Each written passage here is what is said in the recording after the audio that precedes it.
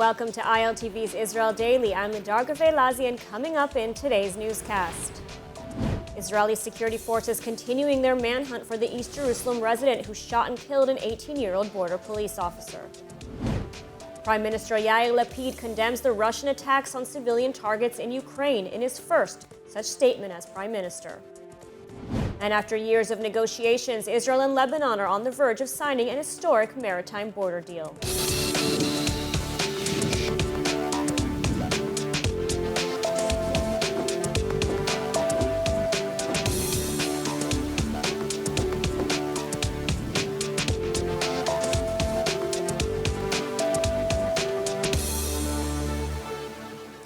Just days after the murder of IDF soldier Noah Lazar, Israeli security forces continued their manhunt for an East Jerusalem resident involved in the Saturday night shooting.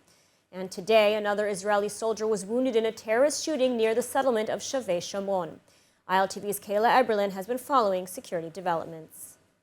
The manhunt for an East Jerusalem resident who shot and killed a border police officer on Saturday evening at the Shufat checkpoint in East Jerusalem entering its third day. 18-year-old Sergeant Noah Lazar from Bat Hefer, a member of the military police's Erez battalion, was killed in the terrorist attack. Another civilian security guard remains in unstable and serious condition in the neurosurgery intensive care unit at the Hadassah Ein Kerem hospital in Jerusalem. The suspect, named as 22-year-old Uday Tamimi from the Shufat refugee camp, opened fire at a group of Israeli security guards at point-blank range after exiting a car at the border crossing. An initial investigation found that the attack took place just as soldiers were switching shifts and that the shooter was able to fire at least 8 rounds before his gun jammed and he fled the scene. Israeli security services have been focusing their efforts in the Shufat refugee camp, where the suspect is believed to be hiding. Police believe that Tamimi plans to escape to the West Bank and as such have closed off all the roads to the refugee camp. The Shufat crossing was also blocked. Israeli forces on Sunday and Monday involved in the manhunt were met with violence as dozens of Palestinians threw rocks and Molotov cocktails at the soldiers. Security forces have also arrested 4 individuals suspected of aiding Tamimi. The driver of the vehicle in which Tamimi arrived at the checkpoint turned himself into police but was reportedly not involved. Tamimi's brother also reportedly turned himself into Israeli security forces on Sunday. Meanwhile, Sergeant Noah Lazar was laid to rest on Monday, as family and friends expressed shock and sorrow over her death, just shy of her 19th birthday. Prime Minister Yair Lapid said in a statement that he received the news of her death with a broken heart, and vowed that Israel will not be silent or rest until justice is brought to the abominable murderers.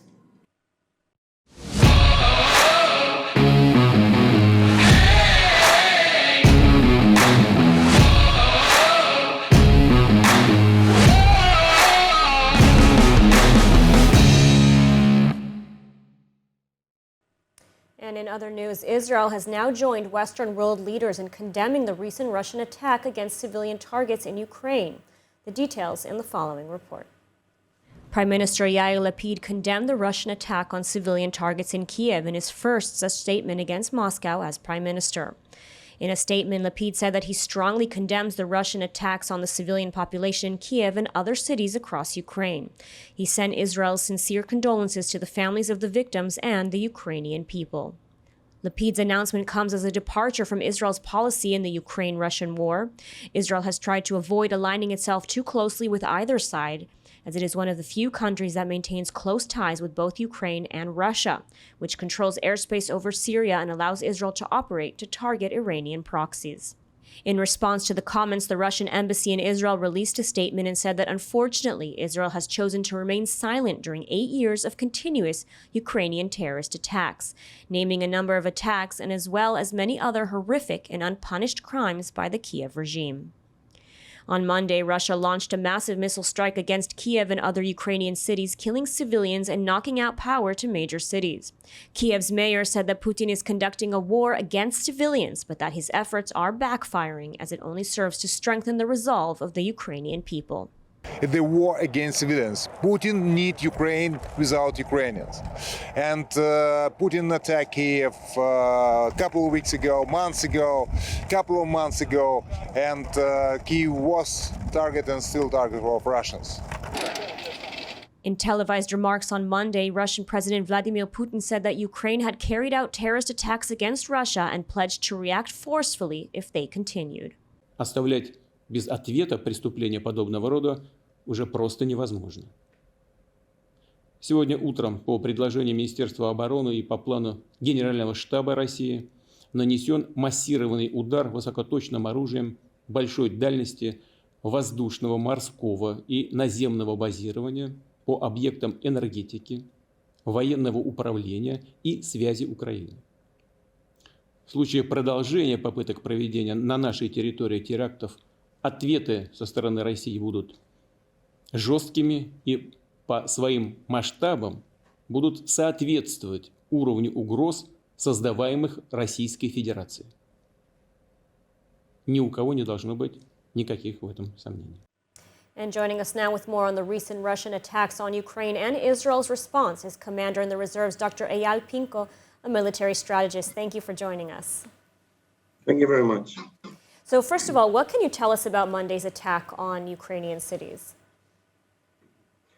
The attack on Ukrainian cities came after a massive attack, or rather Russian called a terrorist attack, against the bridge that connects the Kerch Island, or the Crimean Island, better to say, to Russia. This attack was very severe, and it's in the eyes of the Russian, it's an attack that cannot be stand in peace and quiet. The Kerch bridge, which connects the Black Sea with the Kerch Sea, is a very strategic point of view. That from there goes the transportation between the Crimean Island and Ukraine to Russia. And more than that, it enables all the merchant ships to go, and the oil and gas through the Black Sea to the Kerch Sea, and for them back inside the European territory.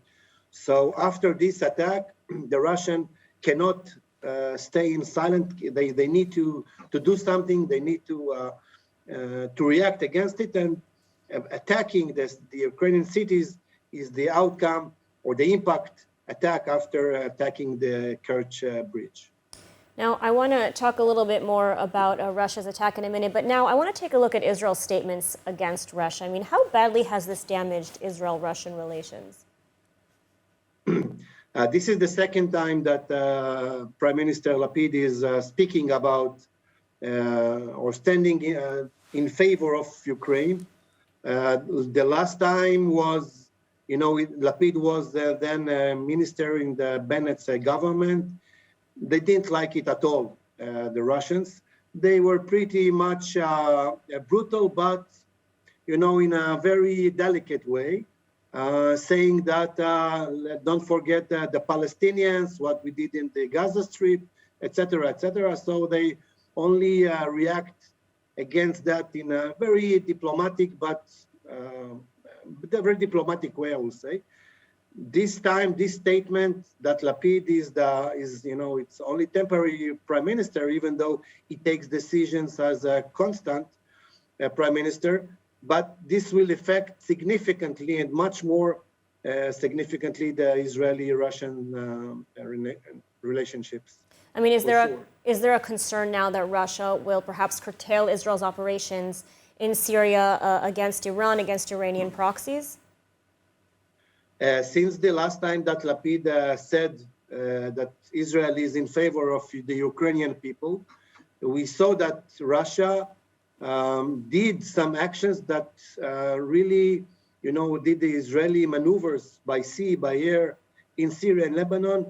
They did really enforce some kind of way that Israel did it much less better, or with less capabilities.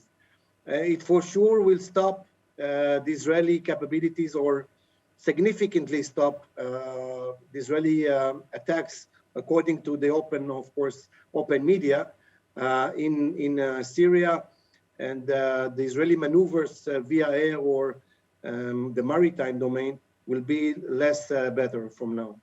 So a risky statement from Lapid. Going back to very risky. Going back to the war, I mean, it's evident that the war is not going well for Russia. And now there's a fear that Putin may take more severe measures. I mean, what are your thoughts on this? To watch full episodes of ILTV's Israel Daily and tons of other content from Israel, visit our website at iltv.tv or download the ILTV Plus app.